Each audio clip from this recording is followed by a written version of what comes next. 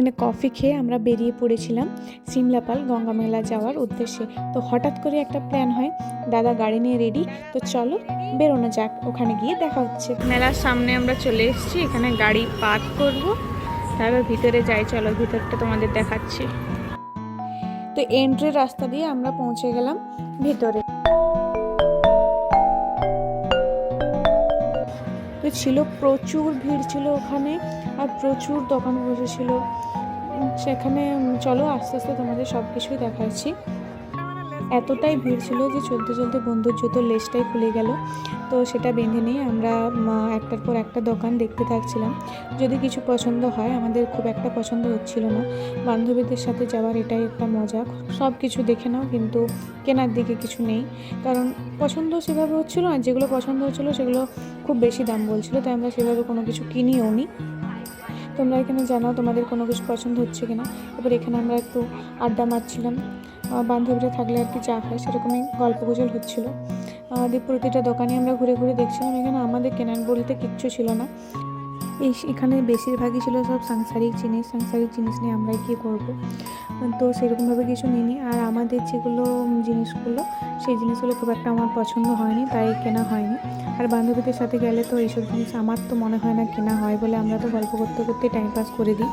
ফোনটা যেহেতু ওই বন্ধুর হাতে ছিল, তাই এই এত সব ক্লিপসগুলো ও নিয়েছে, নাহলে হয়তো ভিডিওগুলো নেওয়া হতো না, আমরা শুধু গল্পই করছিলাম।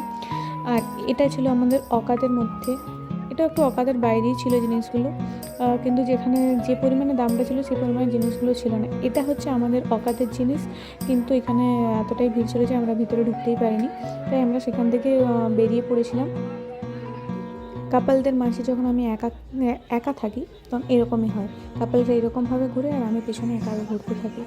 ওদের সুন্দর সুন্দর মোমেন্ট এখানে দেখা যাচ্ছে, আর আমি পেছন থেকে শুধুমাত্র ভিডিওই করে যাচ্ছি। আমার এগুলো করার মতো কেউ নেই, কে করা যাবে। তো আমার এই পুতুলগুলো খুবই পছন্দ হচ্ছিল, কিন্তু আমি নিতে পারিনি।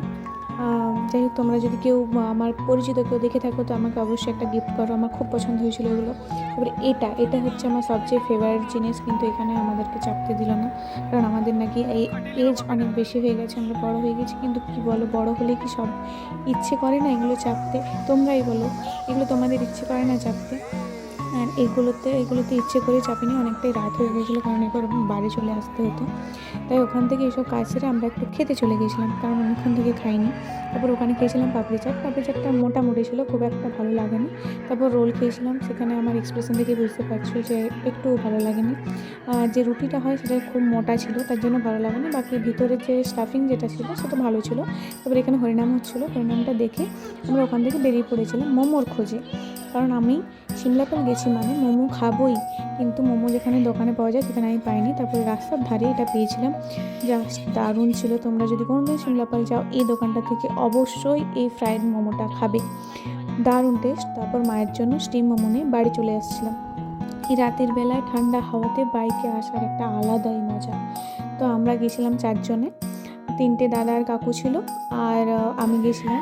মাম্মি কে লিয়ে मैंने लेकर आया है मोमो। মায়ের রিভিউ দিয়ে ভিডিওটা শেষ করছি। তো আজের মতো এই পর্যন্ত, দেখা হচ্ছে নতুন কোনো ভিডিওতে। কেমন লাগলো মোমোটা? ভালো, ঠিকঠাক।